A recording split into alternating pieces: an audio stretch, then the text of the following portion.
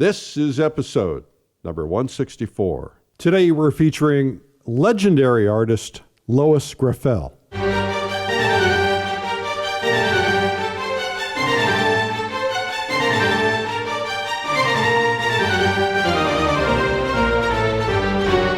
This is the Plein Air Podcast with Eric Rhoads, publisher and founder of Plein Air Magazine. In the Plein Air Podcast, we cover the world of outdoor painting. Called Plein Air, the French coined the term, which means open air or outdoors. The French pronounce it Plein Air. Others say Plein Air. No matter how you say it, there is a huge movement of artists around the world who are going outdoors to paint. And this show is about that movement.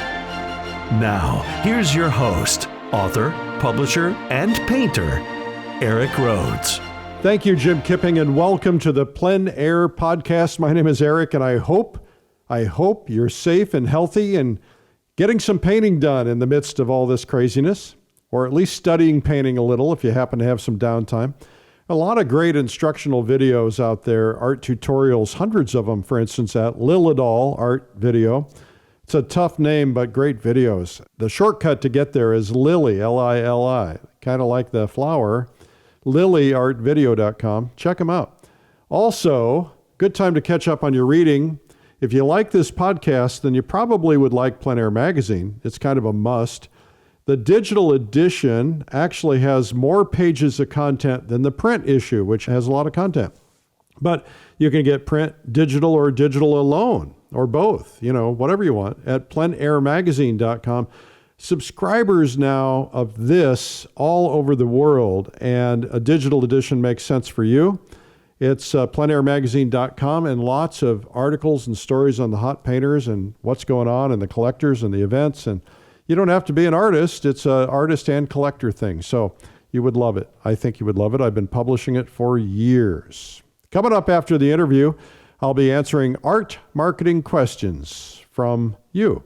Let's get right to the interview, though, with a legend, yes, Lois Griffel. Lois Griffel, welcome to the Plein Air Podcast. Well, thank you for having me. Well, this is quite a pleasure because you have established yourself, and I'm sure you're humble about this, but you're quite the legend. Okay, I'm humble. I never think of myself that way at all, but thank you. Well, and we have some mutual friends, and they just tell me what what a sweet and wonderful and humble person you really are. So I'm sure that's very true. So I want to kind of start out at the beginning because your story is really fascinating, and you've done so much and it's impacted so much. So let's kind of start out with this whole art thing. When did you discover art in your life or in your head? Well, pretty early. First, I was lucky to live in New York City, and I was nurtured by my parents, of course, and two maiden aunts, of course, since got married. So, and I was the first niece of about nine nephews, so I was really pampered. And I don't remember how young I was, but I know that I was starting to get great awareness about art and all those wonderful things because I was to the Met. I was taken to all of the great museums, and I even had a bit of an operatic, not for singing, but appreciation. So I had a very nice and stimulating childhood.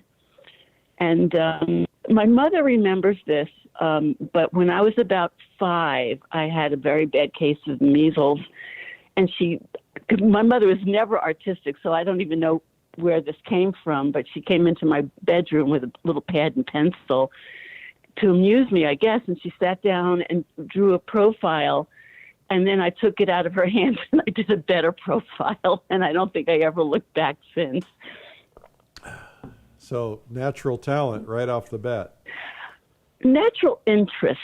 I'm sure this has come up with other people before. I think talent has to do with wanting to be the discipline, or to be disciplined enough to pursue something. I mean, I'm sure there's a lot of people that think I was natural and I hear this question all the time, but I know everyone you've talked to, we know that getting good at this is a journey and it takes a while. So I've always been a little undecided about what I think talent is all about.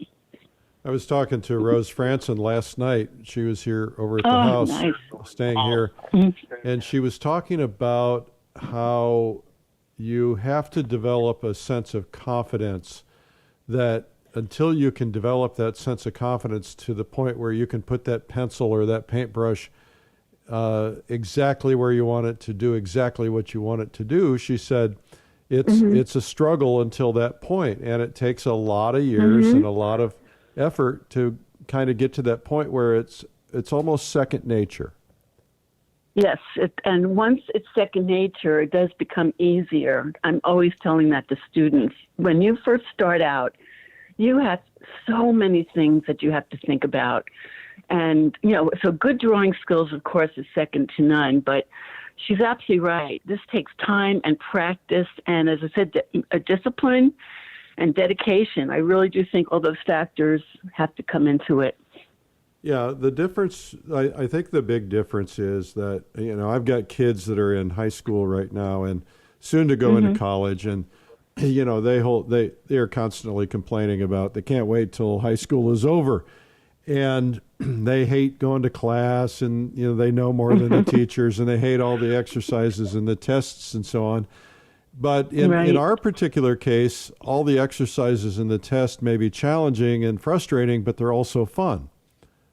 Oh, absolutely. I mean, you're already doing something that you want and love to do. So whether it's exercises or not, we're very lucky that we get a chance to do what we want to do as we're learning it. So I totally agree. So you went from lying in bed with the mumps and a pencil to what? Well, I was stimulated by the Impressionism at an early age. I do remember the first time I stood in front of Van Gogh's irises at Met, and I never really looked back. I think from the time I was starting to draw, I knew that this was what I really loved to do. Well, I failed all the other classes because I spent drawing so much I wasn't listening to my teachers. But I just knew really early on that I loved it. I didn't know much about painting, but I got into doing portraits of my family and my friends, and so I had been really aware of my interest in it at a very early age. And then did you, at some point, go for some formal training? Well, what's really funny is that my parents encouraged me, and I know I got drawing books and things to work from, but they didn't really know what you did as an artist. So I was really encouraged to learn to play the piano, of which I had absolutely no aptitude for. And finally, one day, my mother said I would have better luck with a much more expensive professional teacher. And when he finally one day took my mother by the hand and said, Mrs. Griffel, I think it's time for you to stop wasting my time and your money. And I just looked at my mother and said, can I have drawing lessons? And that's where it all really started. Oh. I was about 7 or 8. Yeah. Oh, I that's was lucky. fabulous. So Yeah. you got drawing lessons in from a local teacher, from a Yes. class? A local teacher. There was I don't know how my mother found her, but I had a wonderful one-on-one with a very excellent fashion designer. So she got me into fashion drawing. In those days, they didn't have a lot of photo. This is aging me, but I remember when newspapers didn't have a lot of photos, and the fashion illustrations were so beautiful and elegant, and that's what she got me started on. And then she helped me segue into doing portraits. So she was wonderful. And then from there, you ended up where? Art Students League? Oh yeah. Well, years later, of course, I ended up at the Art Students League, but I also felt very lucky that I had some amazingly great art teachers throughout junior high and high school, and then college. actually college. So I really had a lucky break. I was at a small state teachers college in New Haven, Connecticut, but it had its own art building, which meant that it had so many really great, dedicated teachers. So I got all kinds of theory. I had Albers, I had drawing, I had graphics, I had design, I had some painting. I just had such an incredible filled art background before I even found the league. So that was, again, another advantage that I had. So at some point you said, I'm going to make my living doing this? Yes, I actually, when I was able to finally stop teaching public school, I did junior high for about three years. Were you teaching and, art? Yes, I was. Yeah, okay. I was K through 12 and art, and of course, in junior high, the kids either love you or hate you because either they really love to draw and paint, or they are there because they have. So that got me out of teaching pretty quickly, but mostly because I didn't have enough time for my own work, which a lot of my counselors in college kept saying, Lois, you're kidding yourself. You're not going to last as an art teacher because you're going to want to do what you want to do. And they were right. So I finally found my way up to Provincetown, and I was able to get a job, which was very rare, doing portraits on the street. So it was a little higher than street walking, but portraiting, I used to like to say. And I was very good at it. I was very lucky. I was good at it. And I remained a portrait painter in Provincetown, Massachusetts, which was Cape Cod, for about 10 years. So you were, and we made, you were basically a street artist who was setting up so tourists could get their portrait painted as they walk through the street? And I actually made,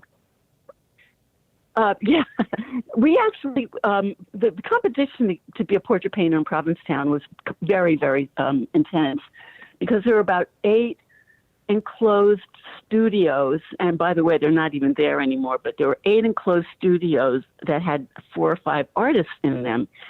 And so you basically were there every day. I mean, from Memorial Day weekend to Labor Day weekend, from 11 o'clock in the morning to 11 at night. And the fact that there were so many of us doing portraits that when people came to town, it became like, oh, yeah, I guess we should get our portraits done. And in those days, we were doing them for, $25 and less. So, again, they didn't want to sit that much. They didn't want to sit that long. But occasionally, if one of us was doing something that the friend, the husband, the spouse, whoever was watching us do the portrait, because, of course, the portrait sitter couldn't see what we were doing. When they started encouraging the sitter and they said, oh, God, it looks really wonderful, terrific, then people sat a little longer. And so some of us really did put our heart and souls into doing some really good work. And it was one of my life. I'd say I probably did about 3,000 portraits over the period of 10 years. Oh, were these pencil or were they painting or what? Pastel. No, they were pastel. Wow. So again, I already had a lot of color theory before I got the job, and that was another very good break for me, because I had been studying at the Art Students League with Ray Kinsler. Wow. And he was terrific. Yeah. Wow. What a huge loss losing Ray was.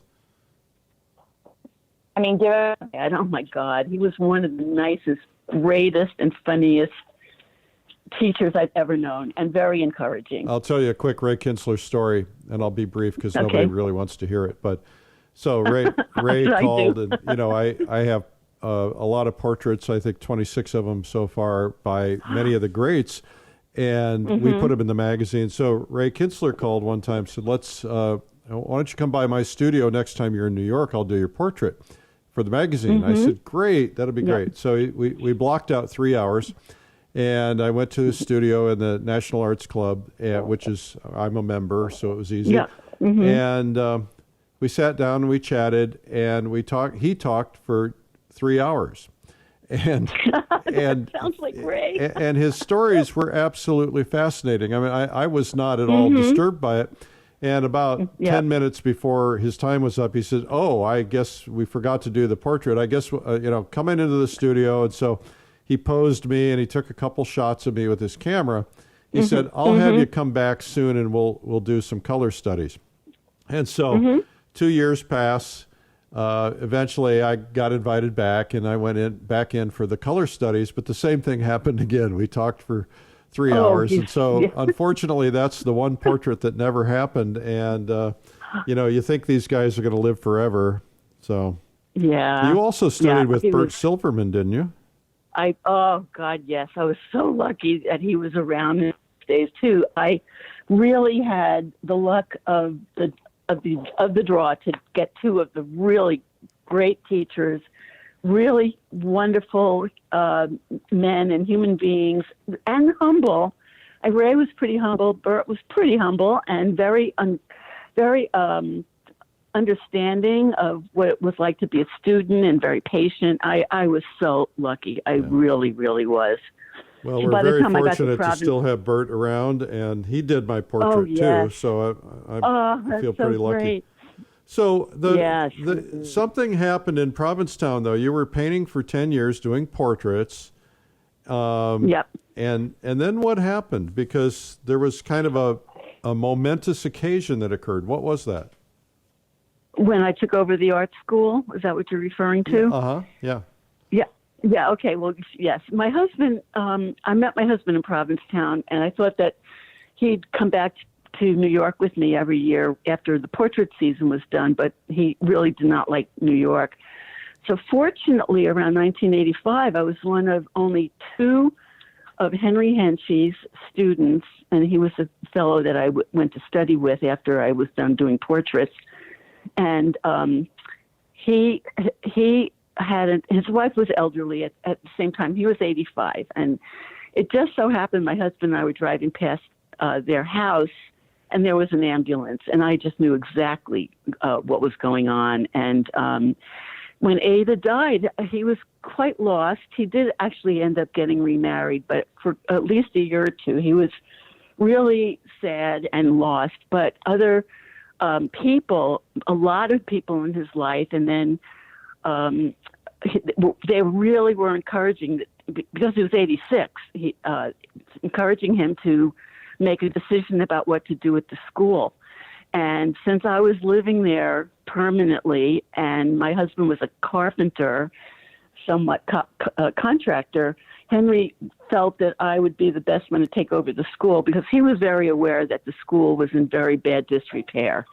And that's another long conversation we could have, but he really only cared about teaching and his students, and he never put a penny in the school.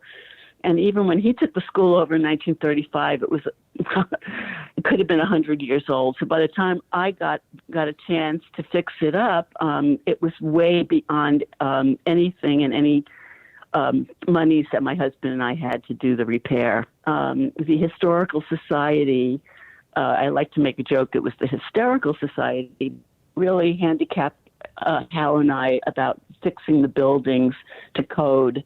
And if we had put whatever money we had left into the building, we wouldn't have, as I said to people, we would have been living in studs and Tyvek. So we really had to sell it. It was just something that was taken completely out of my hands. So you really didn't talk a lot about studying with Henschy, though. You did study with him, yes? Yes. Oh, yes. I studied with him for about 10 years. Once I stopped doing portraits in the summer, I started waitressing, and then I had much, much more time to devote myself to Henry and the school. I was still there as a student. This was about 75 or 6, and then in 85 is when Ada passed away, and then I took over the school. We got very close, so I really got a lot from him. I was very, very lucky again. So a lot of people listening to this, Lois, might not really know the story of Henschy, his heavy influence on American art, and how important he and the Provincetown school was. Can you kind of touch on that and the background of that, so that it's not the Provincetown School, the Cape Cod School, I guess. But Cape Cod School, yes. Yeah. So would you kind of touch on that and give people a little bit of an overview of Henchy? Oh, absolutely. I'd be delighted to. Well, first of all, the school was opened in 1899 by Charles Webster Hawthorne, who was a student and protege of William Merritt Chase. And even though Chase, Charles wasn't one of the people that went to France to meet Monet, but he was very much involved with the colorist theory and the Impressionist theory. And when Chase disappointed Charles about not letting him take on his school in Shinnecock, Long Island, Hawthorne decided that he wanted to open his own school where the light was really wonderful. So he found Provincetown, which is almost a peninsula, so the light coming in from the ocean, the light in Provincetown is magnificent. So he opened the Cape Cod School of Art in 1899. He died rather tragically and suddenly around 1930. And then 5 years later, Henry Henchy, and I believe us, none of us ever called him anything but Henry, he finally procured another large building, very much like the one that Hawthorne had opened his school. And then Henry opened up the Cape School of Art in 1935. And he was very dedicated to Hawthorne. So Henry was very dedicated to Impressionism. So he studied under Hawthorne. Yes, he did. Hawthorne was his main mentor. Although I think Henry had some influences from the Chicago Art Institute, but I wouldn't be able to quote you any of those teachers. But Hawthorne was his mentor and his, most important artist and teacher in his life. And that's why go ahead.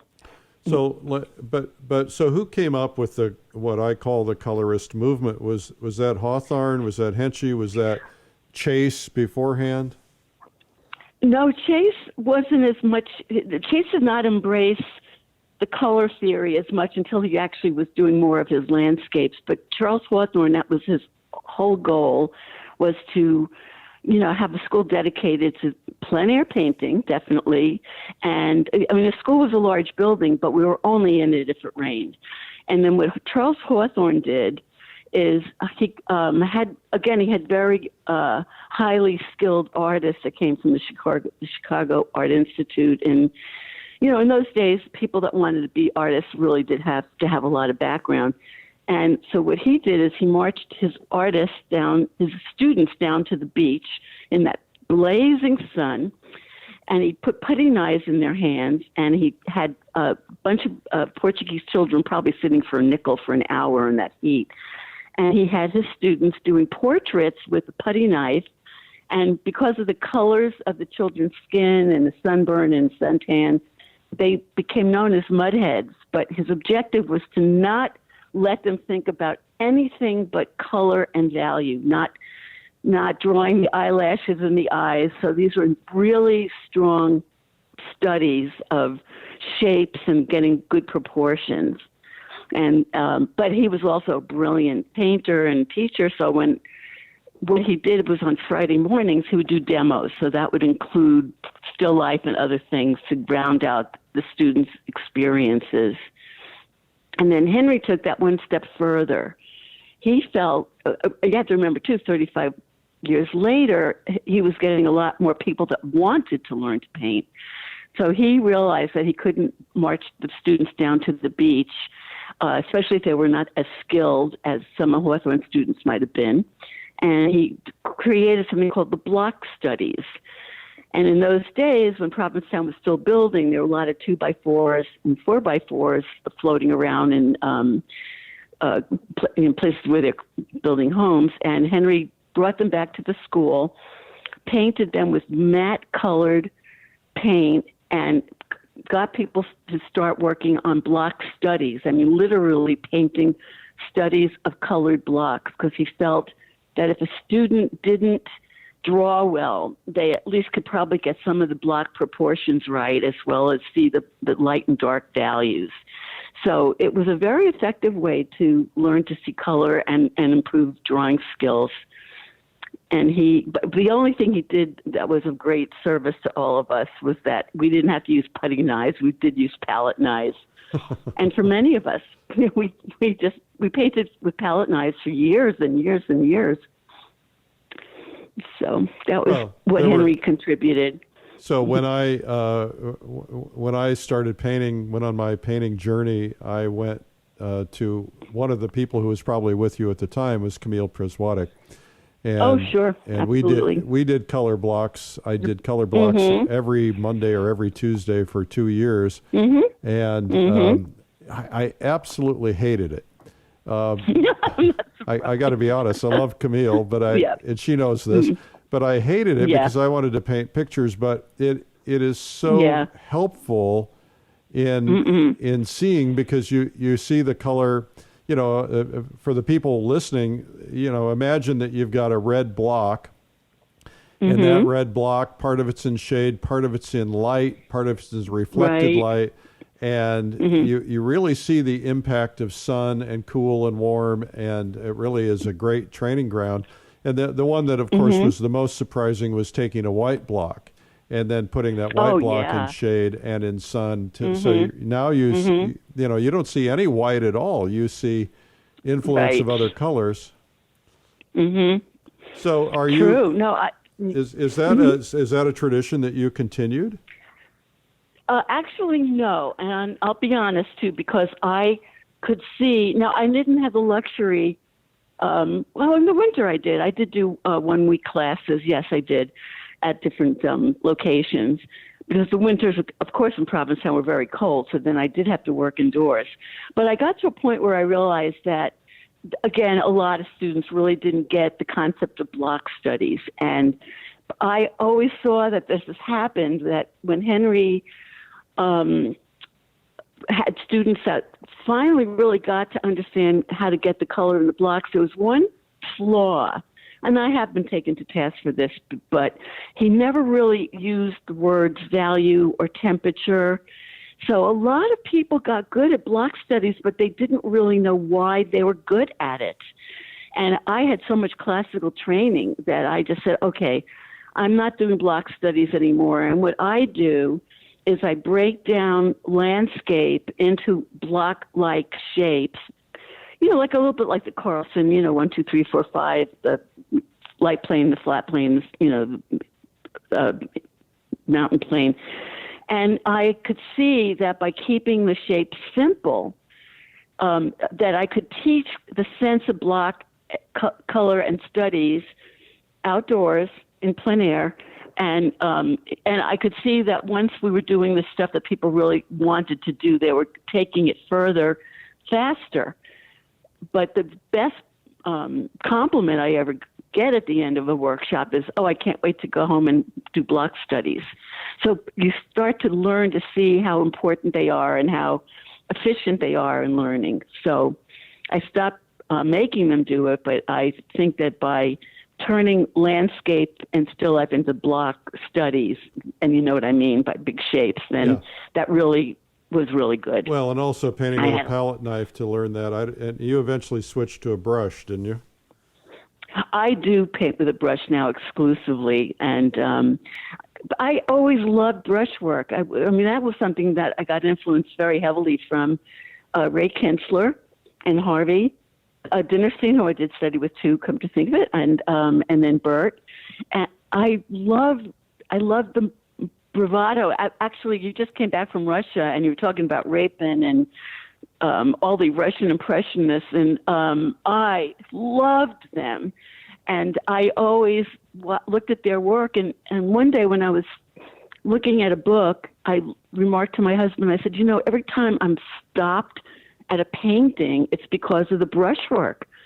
So that's when I let go of the palette knife, and I've been doing brushwork at least for 20 years now. I think sometimes there's not enough attention paid to that. It's almost as if it's a natural thing, but, people who are very deliberate about it really know how to make that draw attention. Right. Absolutely. Absolutely. One thing I wanted to talk to you about is Impressionism, because There are a lot of people who think they're doing Impressionism, but they're not, because there's a lot of confusion among people about what is and what is not Impressionism. It's kind of come to mean to a lot of people just doing a loose painting, but it's just so much more than that. Can you articulate that for us? Oh, I'm so thrilled you asked me that, because I totally agree with you on that. A lot of times, Impressionism was put down by the critics because of the looseness, Monet's looseness and the big taches of brushwork of paint that he would layer over layer over layer. And there was a sense of looseness to his work that the critics didn't like. But they were experimenting in those days with color. And one of the things that Monet really pushed ahead was the fact that atmosphere created so many varieties of layers of color that we were observing, and that's why he did so much layering, that was really what he was trying to show in his Impressionist movement. It was called Impressionism, of course, as you know, because he had a painting in a salon called Impressions Sunset. But he didn't create Impressionism as much as he saw it. He saw the different layers of color in the atmosphere, and that's what he was trying to achieve. And so unfortunately, for a lot of people, Impressionism is sunny yellow light and cool purple shadows, but it's so much more than that. And that's what Monet really, really opened the world to, of the layers and the vibration, and, not actually using green out of the tube or colors just directly from the tube, but layering. So green trees had gold underneath. It's to express the sunlight, and the top planes of a field of yellow daisies would be lighter and brighter than a field of marigolds that are darker. It's like every single thing had a color relationship, a value relationship, and other colors that influenced the sense of sun or shade. So that to me is what Impressionism is. But also what it means for me is that I can't do a painting in just an hour and a half. My starts help create the texture and the sunlight, but I go back the next day at the same time of day at the same place when the weather is the same and the light's the same, and I add more layers, and then I go back the next day, and then 2 or 3 days later I may have a finished painting. But that was really what Monet did. And then Henry was really a stickler for us, not painting more than about an hour and a half on a painting because the light had changed too much. So to put it simply, it's light effect. It was really going for the light effect. And, I'm grateful that Monet influenced Henry and Henry influenced me. So. Absolutely. So yeah. Did Henry didn't meet Monet, did he? No, he didn't. Because he wasn't no. alive. So it was the influence of Charles Hawthorne. Hawthorne, yeah. Yeah. Mm-hmm. Yeah, and Hawthorne kind of took the layering and the color theory to his own heights too. So it was something that kind of got handed down to the Cape Cod School of Art, through Monet's influence, but still, Hawthorne was really a very dedicated plein air painter and impressionist. And then Henry more so, who just jumped off at the springboard after Hawthorne died and took it his own way, but he really encouraged that kind of observation and technical application, so that matter of fact, if he saw you painting on a sunny day and it was a cloudy day, he got mad at you and didn't talk to you for 2 days. So we were very disciplined to, see the light exactly the same every day as we were trying to, address it. And the one story I love to tell my students is that Monet, when he was in the studio looking over the Rouen Cathedral, he could start a new painting the minute that I always make a joke, the temperature changed and the lights changed. But he did. He started so many new versions every time it was a little different that he finally wrote to his wife. At that time, it was Blanche. And he said, you know what, I've started so many paintings, I don't know which is which anymore. So we all were told by Henry to make sure we put down the time of day and get to the same light effect at the same time of year. And I actually did 2 or 3 paintings early on that I started one spring and finished the following spring because the light had changed. Well, that's true discipline. Yes, I unfortunately really am. I mean, my students know that even if I'm working inside, and I do have to work in photos since I'm living in Arizona and I still have galleries in Florida and Cape Cod, then I do have to keep a few paintings going of those venues. But when I'm even in my studio, my mind stops about an hour and a half. I absolutely have to put the painting down and start another one because I can't go further than that hour and a half. I have to see it the next day with new eyes and a new sense of seeing it with fresh eyes. And so I'm very disciplined that way. You know, I think it's probably a pretty good discipline when you think about it, because how many of us tell the story of how we've overworked our paintings? You just, you know, sometimes you just get so, you know, your work ethic is like, just got to crush through this, you know, and get it done. And you just keep working it. And after a while, you know, it's getting muddy and you can't see it. And, you know, I think what I love is to take a painting and put that painting face against the wall for a month or 2 months and then pull it out again, because then I'll see things in it that I never could see before. Oh, that's such a great thing to say, because I always tell this to my students too. I went out to study with a great painter. I can say his name, Scott Christensen. I loved his brushwork.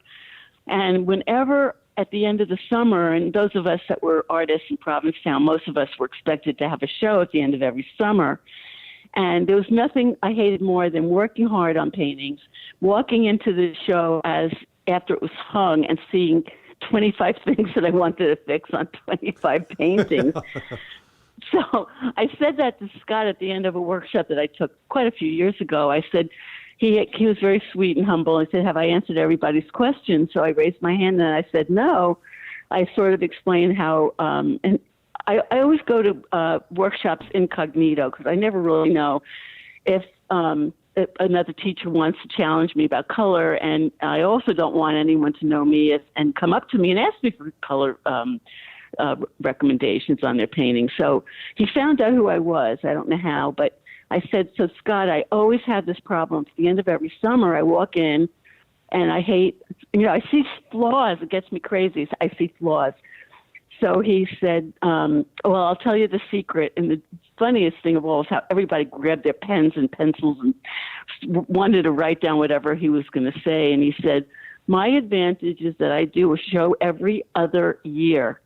And then I hang those paintings in every different place in the house. So I walked in on them at different times of day or different lights, and I saw the problems. So I had a year to finish those paintings, and then I turned them against the wall, getting ready for the show. Wow, what a great idea! It was just wasn't it? It was worth every penny to hear him explain that. So the best part was he worked at it to make it work better. We all need to do that. We all need to have that discipline, and so I think that was also something else that gave me that discipline. That I really like to have that fresh eye as much as I can. Let's talk a little bit about plein air painting. Okay. I'm curious about your thoughts, because you've been at this your entire life.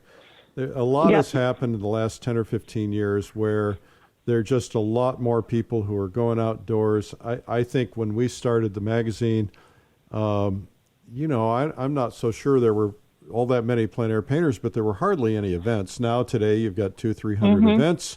You've got, I know. tens of thousands of people who are painting. This podcast had over 1.5 million downloads. I mean, there's people really interested in the subject. And Plein Air Magazine is the #1 selling art and or photography magazine. Outsells all the art magazines, all the photography magazines at Barnes & Noble nationally. And it's curious to me why. What is your thought about all of this, and what do you like and what do you dislike? That's such a great question. I have obviously I have a lot of thoughts on it. Well, first of all, when I took the school over in 1985, I needed a way to really get students to not only just recognize me and understand what the school was all about.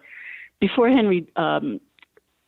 before his wife Ada died, things were slowing down at the school, and so I did start advertising. And in those days, there might have been 10 or 12 pages in the American Artist magazine of workshops.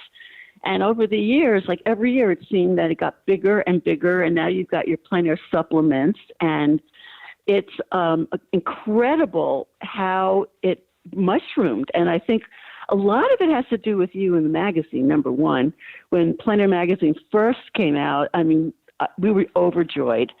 And it also gave people the concept of plein air painting, being outdoors and doing it, and the beauty, the sheer beauty and satisfaction of really observing, like I always say, the roses in real sunlight. And I love it. But why it mushroomed the way it did, it partly could be the magazine and the recognition of what it was all about. But it's also that there was so much success early on by so many artists that I think, and also they were such good artists and they taught so many people. I think it just has become an escalation of talent and interest. So that's somewhat where I'm coming from.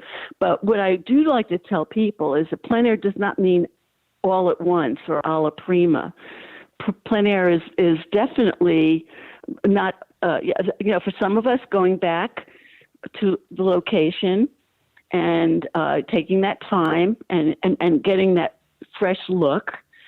And then for many, they still can pull off an incredibly magnificent painting in an hour to an hour and a half. So the juggle is understanding that plein air is about painting in the light, but alla prima is about getting it done a little more quickly than maybe a lot of impressionists would be doing. Well, and I think it's come to mean so many different things to so many different people. I hear from everybody, and I'll hear from somebody who's a complete purist who says that a plein air painting has to be finished, start to finish, in one sitting. You can't touch it up when you get back to the studio. I'm not being critical of that. And others who say, no, plein air painting is only to inform, a color study or a light study for a bigger studio painting. And, and then there's everything else in between. For many of us, it's, for me, it's really an avocation. It's something that I like to do. I like to get out. I like the act of painting. But and sometimes I get a good one, sometimes I don't. But it's the experience for me. But others, are just can rock it and get an incredible painting done in an hour and a half or 2 hours.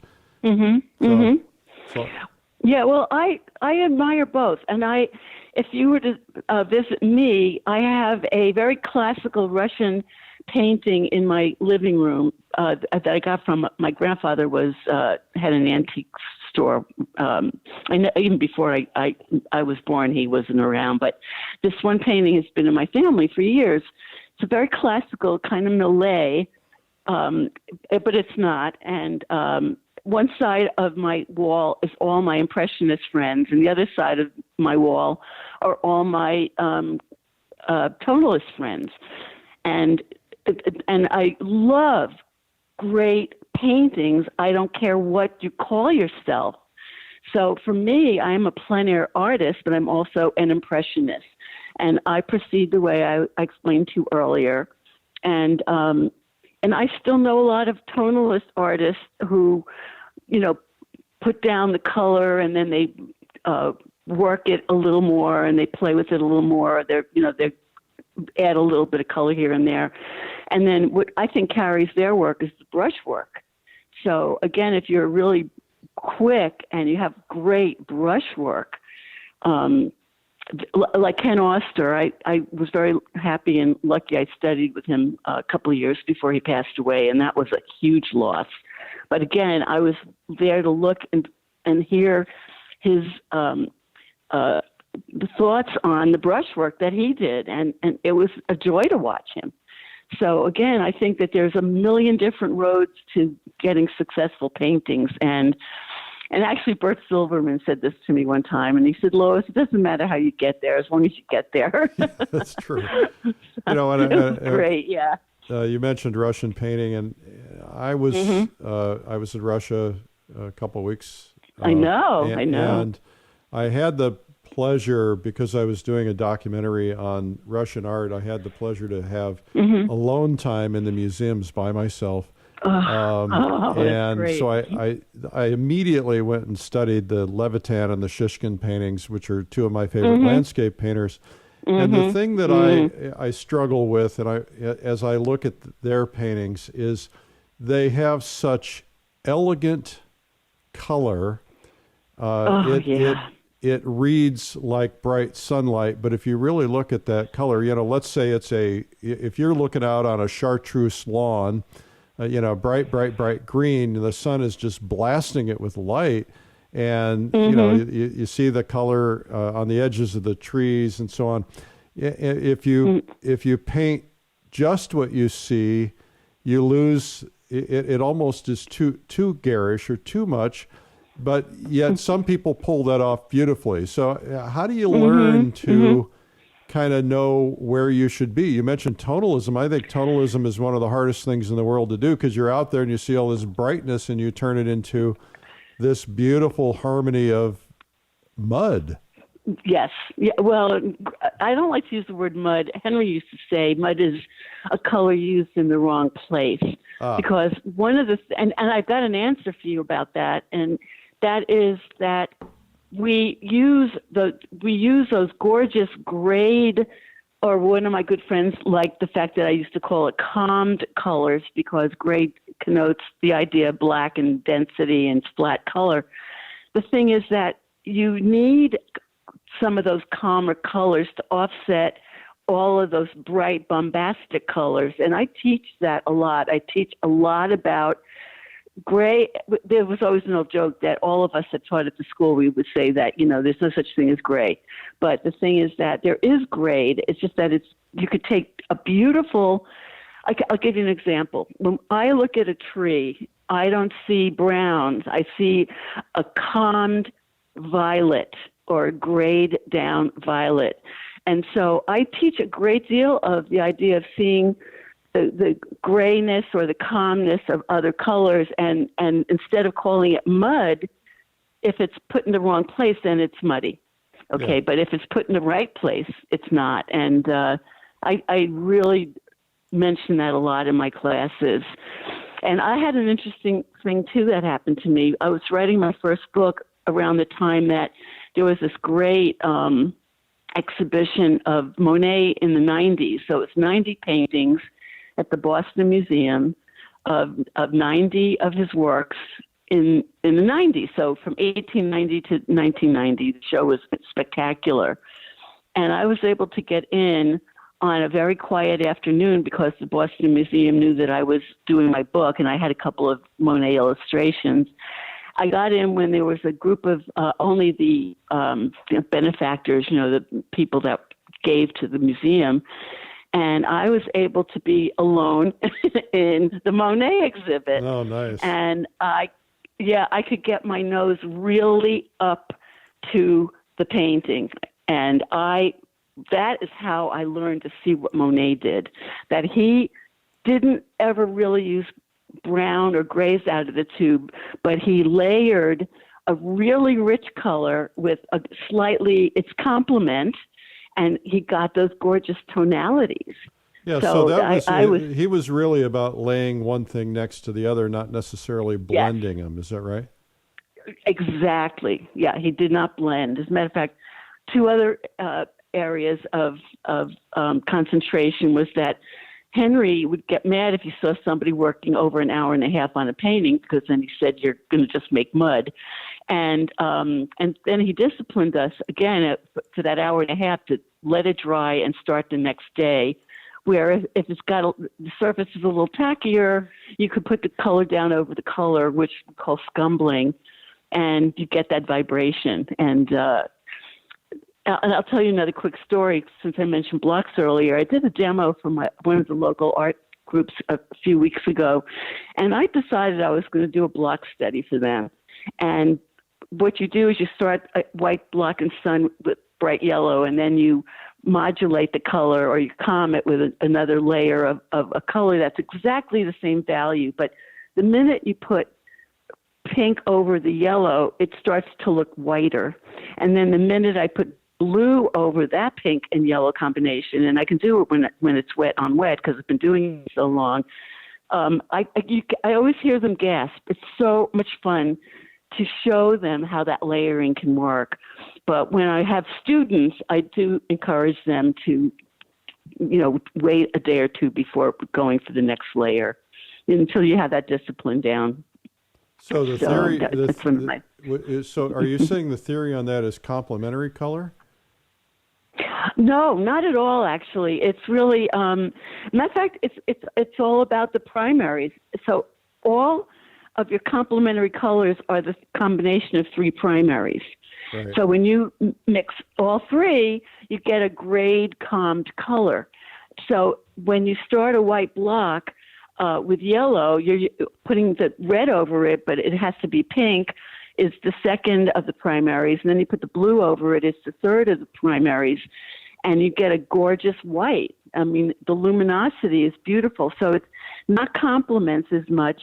But yes, I did mention earlier that if I'm painting landscape and I see a tree trunk, I start with a violet, but I do complement it down a little bit. I calm it down. So it's both. It's working with the concept that grays and blacks and whites cannot be represented by a tube of gray or black or white, right. And that you complement, or you it is mostly complementing. You were basically doing all three of those colors over the initial color that you've put down. But I stay away from the word complement a little bit, but then maybe now that you're asking me that, maybe I don't. I think I do spend a lot of time talking to students about compliments. Well, which is so maybe in a way, yes. Okay. Can I think about that for a minute or two? So are you using a limited palette, or are you using a very color-filled palette? No, actually, one of the other things that I did not approve of Henry, if I'm allowed to say that I didn't approve of some things, he had his students going out with 22, 23 colors. And if you don't know how to mix color, or if you don't know how to see the light and the shadow, then, I mean, that's confusing as heck. And so as I started teaching, I modulated my palette down to maybe 13 colors for students, maybe 14. And then when I go out and paint, I really only have one of each. I have a warm and cool yellow, a warm and cool red, and a warm and cool blue. Yeah, so and that's all limited. I need. Yeah, so I do that when I'm alone. But sometimes if I'm making up my own yellow ochre in a class, or if I'm making up a burnt sienna or something in a class, and it doesn't look exactly like the rest of the class, they yell at me. So I always have to bring yellow ochre with me now, and a couple of the earth tones. But I also then explain to them that no matter what color the tube is called, every manufacturer has a different a different solution. So yeah, well, that's true. Yeah, that's so true. Mm-hmm, yeah, yeah. So what do you believe that the role of plein air artists is in the world? Oh, I know that I'm an endless romantic, but I really have to say that our role is to show the world how beautiful life is, both in landscape, still life, portraiture, that we live in such beauty and we're losing it, that it breaks my heart when I see, gorgeous field of daisies being trampled and built into a housing complex. I mean, I'm living in Arizona, and they're going into the desert, and it's heartbreaking. So I cherish the work of all of my peers for capturing something beautiful that is also maybe going to be very elusive in the future. Well, I think it's our role to capture. Yeah, that's something that a lot of people do. I know Dan Pinkham does that out in the LA area, is that he and his compadres are out there trying to document and have done shows, I think over the last 20 years or so years, shows of areas that showing what they once were, and they're now, of course, covered with houses. Right, exactly. It's heartbreaking. It really is, and that's why I cherish teaching people to see this, because then I feel like I'm also helping people keep their eyes and their awareness open. Yeah. And it's really important to me.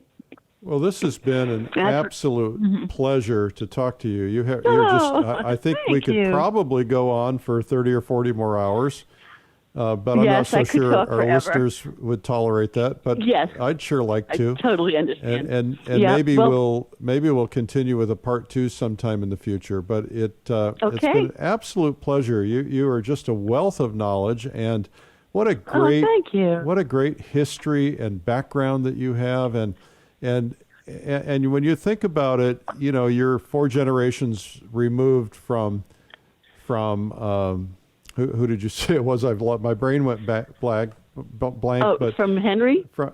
You studied under Henry. He studied under Hawthorne, who studied under Hawthorne, et cetera. Chase, Chase, and then who did Chase study under? Probably Jerome or somebody. So it's nice to see that carrying on. And are you trying to make sure that what you've learned is carried on further? Do you have someone that you're mentoring that is kind of the next you, or is it just about teaching workshops? What's your thought on that?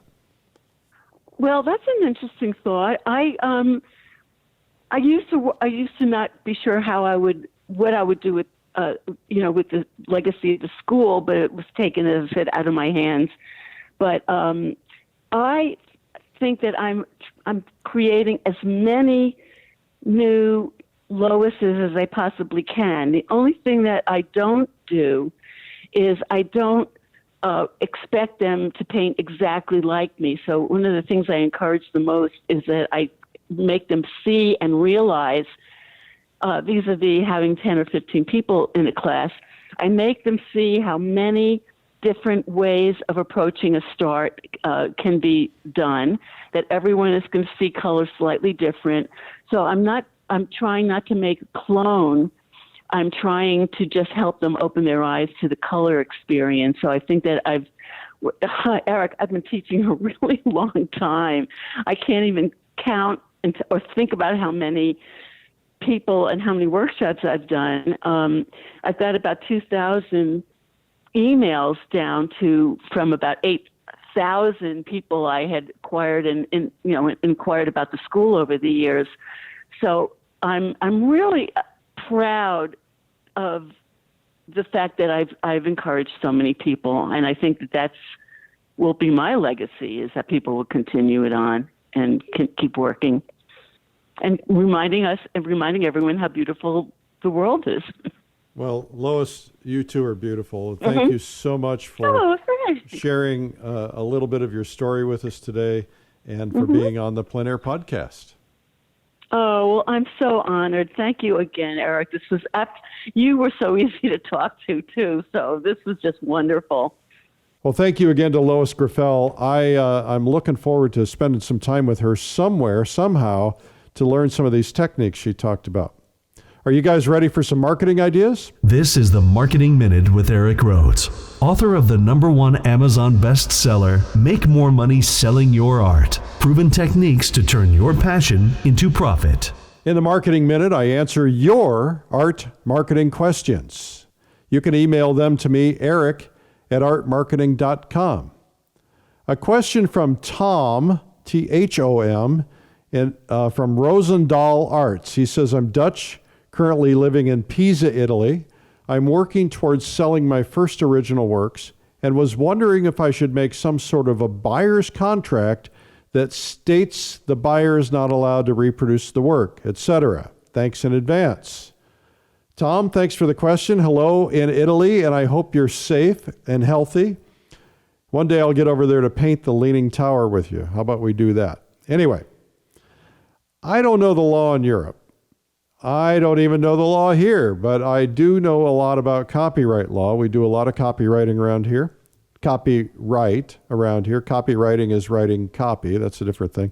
Anyway, I don't want to scare anybody off as a buyer, and I'm not so sure making them sign a contract. You might have a bill of sale that it might, by the way, it has a little statement on it that just says that you own the artwork, it's your copyright, and they cannot reproduce it. What I tend to like to do is I put, on the back anyway, I put Circle C, copyright 2020, my name, comma, in capital, all rights reserved. All rights are all rights. Sometimes I'll put a statement on the back of the painting too that says that the artist holds the copyright to this painting and does not, and the buyer does not receive rights for reproduction. So you could have a lawyer or somebody come up with a statement. I'm sure you could come up with something like that. That's not going to spook anybody. Most people aren't going to do it anyway, but you just want to have a little protection there. A copyright technically is your protection. We have a podcast on copyrights that we did a couple of months ago, and you might want to look for that. It might be worth listening to. Next question is from Alex in Washington State, who says, I'm an artist in a high-end collective gallery in Seattle. I do a good job selling my work for the most part, but occasionally I find I lose a sale awkwardly at the end. Here's my routine. I wait for the customer to stop and spend time with a painting. I come up casually, I chat with them, and I inquire as to what they like about the work. I use their answer to talk about the art and then tell them any story that is attached to creating that piece outdoors and why I feel my work is important at this moment in time and what I hope it will represent in the future of our region.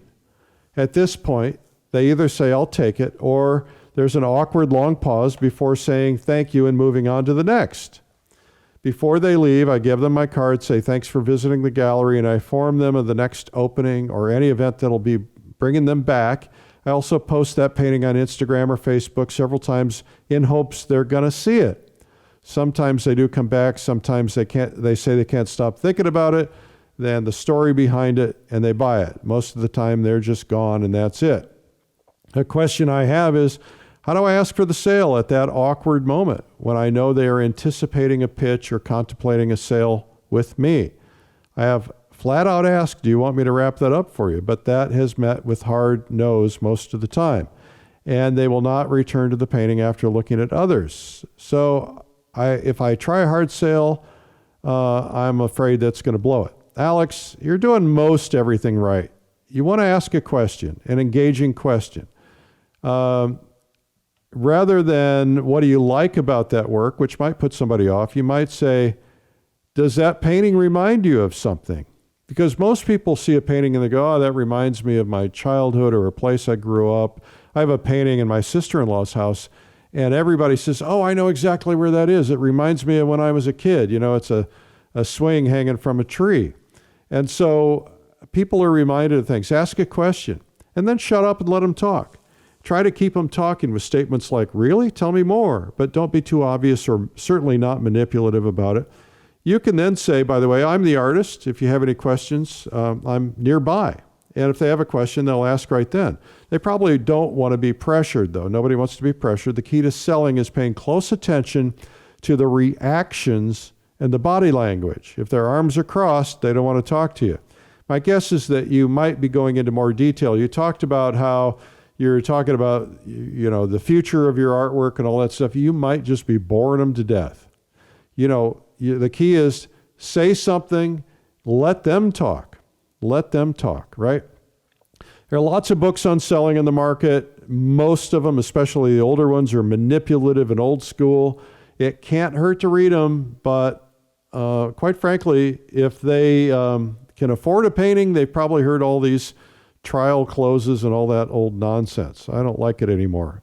Anyway, if you're not going to sell somebody, you're not going to sell them. You're not going to get everybody. Most importantly, give them an image of the painting and say, if you can't stop thinking about it, let me know. I've put my mobile number on it and be happy to deliver it and hang it up for you. Or you might try something else. Like you could say, hey, do you mind if I get somebody to take my picture with you guys in the painting? Take it off the wall, put it in their hands, get the picture. And then say, let me email that to you. And by the way, if you're interested in it, I'll bring it over and hang it up for you.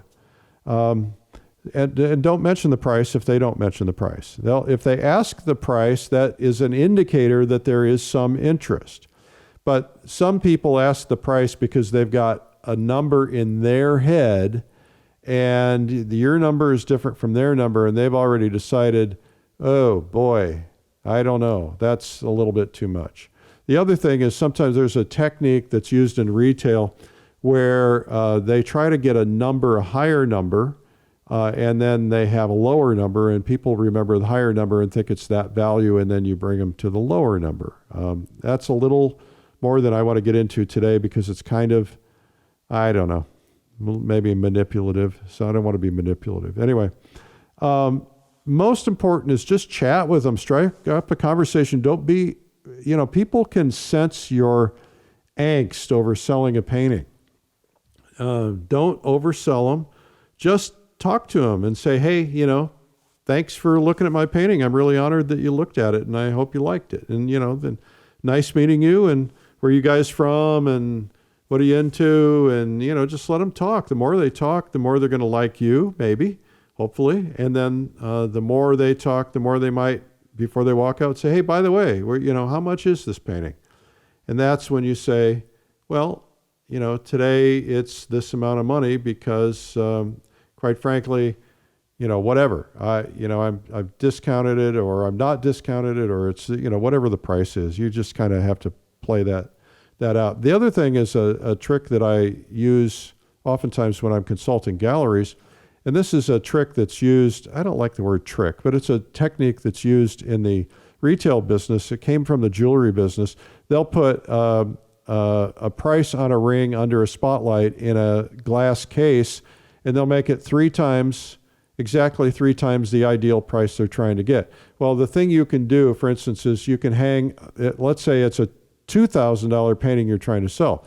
You have a $6,000 painting hanging on the wall, clearly a visible $6,000 price, and then next to it you have 3 or 4 or 5 $2,000 paintings, and so the $2,000 paintings feel a little bit more attainable, and yet you are perceived as a $6,000 artist, right? So that's one thing that can be done. You might want to try that. Anyway, it's you'll see it, you'll notice it once you start going into galleries because they do that all the time. Lots of them do it. Anyway, hope that's helpful. This has been the Marketing Minute. This has been the Marketing Minute with Eric Rhoads. You can learn more at artmarketing.com. A reminder to some of you to use your downtime to work on getting better, become a better painter, practice. I've got over 400 art instruction videos at Lilidol Art Instruction Videos, and it's just go to Lili, L-I-L-I, artvideo.com, Lili, L-I-L-I, artvideo.com. Also, if you've not seen my blog where I talk about life, art, philosophy, other things, coronavirus, check it out. It's called Sunday Coffee, and you can find it at coffeewitheric.com. Then you can subscribe, get that every week. Well, it's fun. Let's do it again sometime like next week. I'll see you then. But remember, stay safe. I'm Eric Rhoads, publisher and founder of Plein Air Magazine. Remember, it's a big world out there, and you and I need to go paint it together. We'll see you. Bye-bye. This has been the Plein Air Podcast with Plein Air Magazine's Eric Rhoads. You can help spread the word about plein air painting by sharing this podcast with your friends. And you can leave a review or subscribe on iTunes so it comes to you every week.